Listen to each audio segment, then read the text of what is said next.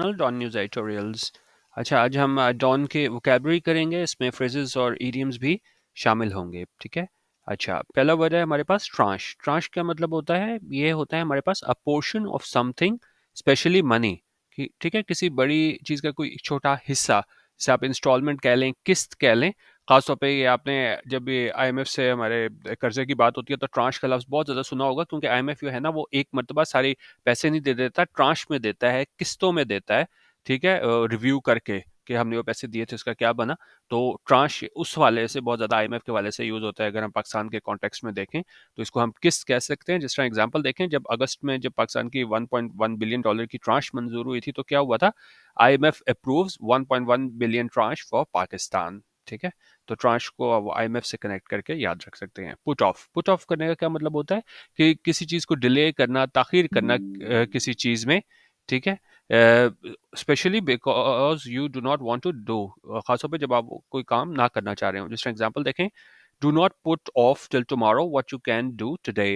अगर किसी चीज़ को यह है ना वो कल पे ना डालो, जिससे क्या है तुम आज कर सकते हो, उसको क्या है मुलतवी ना करो, पुट ऑफ ना करो, डिले ना करो, ताखीर ना करो। ठीक है।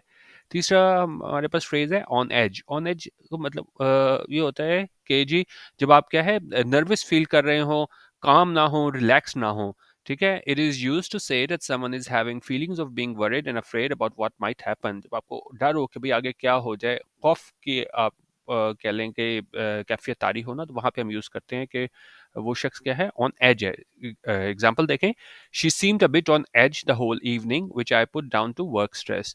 उन्होंने कहा जी वो दिखाई देती है कि जी वो क्या है, ऑन एज है, यानी कि नर्वस है, काम नहीं है, रिलैक्स नहीं है पूरी इवनिंग, पूरी शाम। क्यों? Which I put down to work stress, जिसको मैं मतलब ये कह सकता हूँ कि इस वजह से वो नर्वस है कि किसकी वजह से, वर्क स्ट्रेस की वजह से। ठीक है, ऑन एज होना जब आप जो हो नर्वस फील करते हो।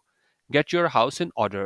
Get your house in order का मतलब होता है कि आप अपने मामला जो है ना वो ठीक करो, to make sure that all your affairs are arrange properly and there is nothing wrong with them.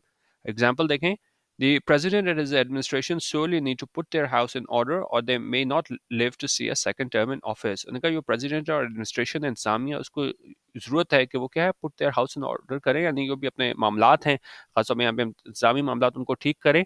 नहीं तो क्या है, वो सेकंड टर्म इन ऑफिस नहीं देख सकेंगे। ठीक है, तो मतलब अपने मामला ठीक करना, get in your house in order. Hand out. ठीक है, हैंड आउट यहाँ पे जो मतलब है वो ये है कि जब आप आपको क्या है फाइनेंशियल और दूसरी किस्म की एड मिले, क्वांटिटी ऑफ फाइनेंशियल और other material aid given to person और ऑर्गेनाइजेशन। ठीक है, मतलब वो हैंड आउट नोट्स हैं, उनको भी हैंड आउट कहते हैं, लेकिन जो मैंने आज मीनिंग्स बनाए हैं इस तनाजुर में, जो सेंटेंसेज हैं उस हवाले से मैंने बनाए हैं कि वहाँ क्या मतलब है, क्योंकि एक वर्ड के कई मतलब हो सकते हैं। तो यहाँ पे हैंड आउट जो है ना, जब एड वगैरह मिले, जिस तरह एग्जाम्पल देखें, ये डॉन के न्यूज़पेपर से मैंने ये सेंटेंस उठाया था। Sadly, we are still not prepared to learn our lesson and continue to hope for handouts to get us out of our foreign exchange troubles। उनका अफसोस की बात यह है कि हम अभी तक तैयार नहीं हुए हैं कि लेसन लर्न करें, सबक सीखें, और हमने जारी रखा हुआ है उम्मीद रखना हैंडआउट्स के लिए, यानी कि एड के लिए, इमदाद के लिए, to get us out of our foreign exchange troubles, ताकि हम उन मुश्किल से निकल सकें, हमारी जो फॉरेन एक्सचेंज ट्रबल्स हैं। ठीक है, तो हैंडआउट यहाँ पे क्या मतलब हो गया कि क्वांटिटी ऑफ फाइनेंशियल और other material aid given to a person और ऑर्गेनाइजेशन और कंट्री भी कह सकते हैं। जिस तरह यहाँ पे पाकिस्तान को उम्मीद थी कि आईएमएफ से हमें क्या है पैसे मिलेंगे। ठीक है, ठीक है, एड की शक्ल में। Stand on your own feet. Stand on your feet का मतलब होता है कि to support one self without help from other people. जब आप अपने आप को सपोर्ट करने के काबिल हो जाओ ना, दूसरों की मदद के बगैर। इस एग्जाम्पल देखें, you can not live with your parents for ever. तुम हमेशा अपने वालदान के साथ नहीं रह सकते। It's time to get a place of your own and learn to stand on your own feet. अब ये वक्त आ गया है कि तुम यह क्या है, एक जगह लो अपने लिए, और क्या है, and learn to stand on your own feet, के अप के मतलब अपने आप को खुद जो है ना वो सपोर्ट करो। हमेशा तुम जो हो वालदैन के सहारे पे नहीं रह सकते। अब बड़ा आपने सुना होगा, कोई लोग कहते हैं कि नहीं भाई अपने पैरों पे तो खड़ा हो जाए फिर शादी कर ले। उसका मतलब होता है कि वो अपने आप को सपोर्ट करने के काबिल हो जाए, stand on your own feet. ठीक है।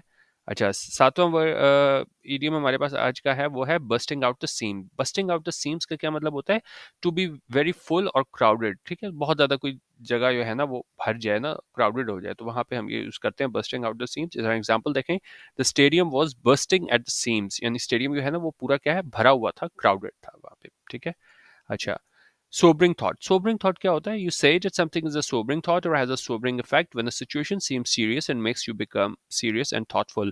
Sobering thought जो होता है कोई चीज़ आपको भी है ना वो सीरियस कर दे और जो है ना आपको सोचने पे मजबूर कर दे जिस तरह और इसके हम देख सकते हैं a thought or idea which is dispiriting, depressing or traumatic. Idea बहुत ज़्यादा आपको क्या है डिप्रेस कर दे ठीक है और बहुत ज़्यादा आप मतलब आप इस तरह कह सकते हैं ना कि कुछ चीज़ आपको बिल्कुल मोरल डाउन कर दे ना तो यहाँ पे एग्जांपल देखें it is a sobering thought when you consider how many people go without clean water every day उनका ये बड़ा सोबरिंग थॉट है कोई ऐसा थॉट है जो क्या है आपको बहुत ज़्यादा सीरियस कर देता है आपको बहुत ज़्यादा एक कह लें कि जी डिप्रेस कर देता है कि जब आप ये सोचते हो कि कितने लोग ये हैं ना वो that how many people go without clean water every day कि किस तरह रोज लोगों को ये है ना वो क्या है क्लीन वाटर नहीं मिलता तो ये बड़ा सोबरिंग थॉट है जो आपको क्या है सोचने में मजबूर कर देता है एक परेशानी में मुब्तला कर देता है आपको अच्छा अब ये मीनिंग तो नहीं है लॉस एंड डैमेज फंड लेकिन ये बहुत ज़्यादा कॉप 27 में आ रहा था तो इस मैं एक छोटा सा कॉन्सेप्ट आपको दे दूं लॉस एंड डैमेज फंड ये है क्या है जिस तरह आपको पता है कि जी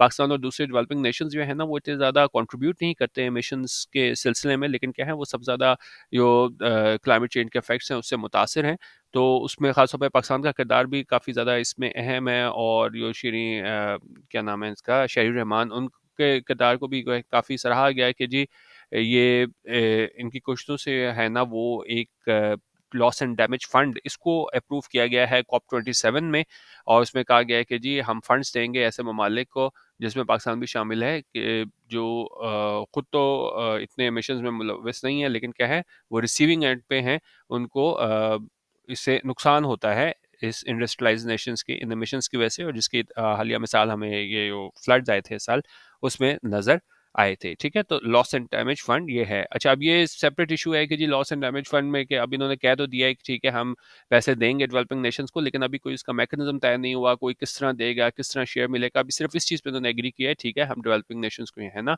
वो लॉस एंड डैमेज फंड के नाम पे है कंपनसेट करेंगे लेकिन एक तरह की जो है ना वो अचीवमेंट है पाकिस्तान के लिए तो ये वोकैबुलरी तो नहीं था लेकिन ये बहुत ज़्यादा यूज़ हो रहा था लॉस एंड डैमेज फंड तो इसलिए मैंने इसको इसमें शामिल कर लिया था ठीक है ये अगर आपने पढ़ना भी हो तो इसको पढ़ सकते हैं कि जी the United Nations climate change conference COP 27 closed with a breakthrough agreement to provide loss and damage funding for vulnerable countries hit hard by climate disasters और ये क्या है और ये करेगा क्या looking to pay for climate impacts the developing countries mostly those formerly colonized are already experiencing despite having contributed the least to climate change. Whether or not it goes far enough depends on the execution, according to the activists. जिस तरह मैंने आपको कहा था कि जी ये हो तो गया है लेकिन अब इसमें ये इसको मतलब एग्जीक्यूट किस तरह करेंगे किस तरीके से पैसे दिए जाएंगे वो अभी देखना बाकी है लेकिन कम से कम एक आगाज हो गया इनिशिएटिव ले लिया गया कि उन्होंने मान लिया कि ठीक है हम ऐसे कॉम्पनसेट करेंगे लॉस एंड डैमेज फंड के नाम पे अच्छा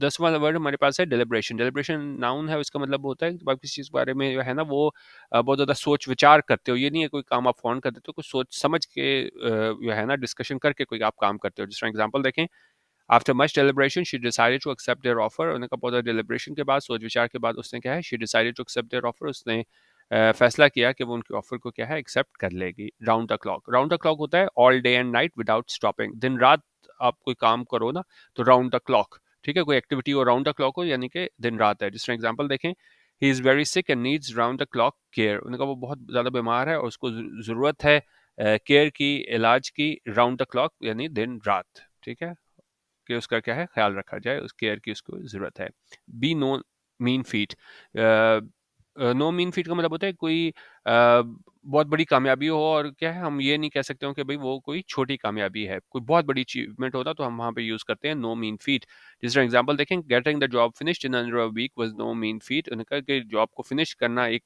वीक के अंडर वो क्या है वो नो मीन फीट थी यानी कि वो कोई छोटी बात नहीं थी बहुत बड़ी अचीवमेंट थी ग्रेट अचीवमेंट थी कॉन्सिक्वेंशियल यहाँ पे एडजेक्टिव है और इसका मतलब क्या है कोई चीज़ बहुत ज़्यादा इंपॉर्टेंट हो सिग्निफिकेंट हो अहम हो जिस तरह एग्जांपल देखें consequential and ground breaking study ठीक है अच्छा अब एक और ये बड़ा अच्छा इडियम है हमारे पास polar disappearing act polar disappearing act होता है एकदम आप मंजरनामे से आप गायब हो जाओ ना टू डिपार्ट और गो अवे वेरी सडनली और without warning specially as to avoid doing something ताकि आप किसी चीज़ से क्या है अवॉइड कर सको एकदम आप क्या है मंजरनामे से हट जाते हो जिस तरह एग्जांपल देखें ये कहने की जी my roommate loves to throw parties है, उनका मेरी रूममेट है उसको पार्टीज करना बहुत पसंद है, but she always pulls a disappearing act the next day when everything needs to be cleaned up.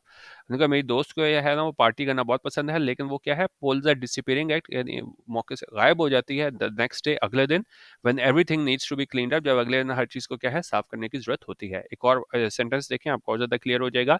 Brian is nearly 2 weeks late finishing his sales report. उन्होंने कहा ब्रायन जो है ना 2 weeks लेट है फिनिश अपनी सेल्स रिपोर्ट को फिनिश करने से, ठीक है, यानी कि वक्त पे काम नहीं कर सका है। दैट इज वाई, इसीलिए क्या हुआ है, he has been pulling a disappearing act when ever the boss is around, कि वो पुल कर रहा है डिसअपीयरिंग एक्ट, मौके से गायब हो जाता है, when ever the boss is around, जब बॉस क्या है ना वो आसपास होता है। ठीक है, आज का हम लास्ट वर्ड कर रहे हैं, वो है एनीवन्स गेस। अच्छा, किसी सिचुएशन के बारे में आपको पता ना हो ना, कोई अनसर्टन सिचुएशन हो और किसी को भी इस बारे में ना पता हो, तो हम कहते हैं जी एनीवन्स गेस। एग्जांपल देखें, it is anyone's guess what his next book will be about. उन्होंने कहा ये कि उसकी अगली बुक किस बारे में होगी, वो क्या है, इज एनीवन्स गेस, यानी किसी को भी नहीं पता कि वो बुक क्या है, वो किस बारे में होगी।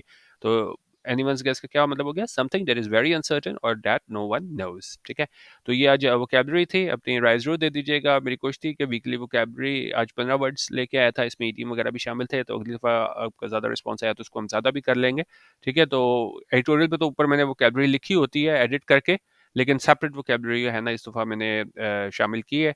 तो अपनी इसमें फीडबैक जरूर दे दीजिएगा। बाकी अगर आपने हमारा व्हाट्सएप ग्रुप ज्वाइन करना हो, जहाँ हम daily editorial video, on highlights, international magazines, PDFs और इंटरनेशनल न्यूज़पेपर शेयर करते हैं, तो ग्रुप की सब्सक्रिप्शन के लिए आप 0312 419 1070 यहाँ पे व्हाट्सएप कर सकते हैं और यहाँ सैम्पल मटेरियल भी हासिल कर सकते हैं। और इसके चार्जेस 200 रुपीज़ ईजी पैसा पर मंथ हैं। इसी नंबर पे जो दिया हुआ है इस पर आपने ईजी पैसा करना है। ठीक है, और सैम्पल मटेरियल के लिए आप यहाँ पे व्हाट्सएप कर दें तो आपको पूरे दिन का मैसेज, जितने भी मैसेज हम 7-8 मैसेज भेजते हैं तो वो आपको मिल जाएंगे, तो आपको आइडिया हो जाएगा कि आप ग्रुप आपके लिए फ़ायदेमंद है कि नहीं। बेसिकली ये CSS PMS वालों के लिए ग्रुप बनाया हुआ है। ठीक है, तो उस हवाले से हम मटेरियल भेजते हैं, तो आप चेक करना हो तो कर सकते हैं और अपने इस वोकैबुलरी के हवाले से अपनी फीडबैक ज़रूर दे दीजिएगा। वीडियो देखने का बहुत शुक्रिया। अल्लाह हाफ़िज़। पाकिस्तान जिंदाबाद।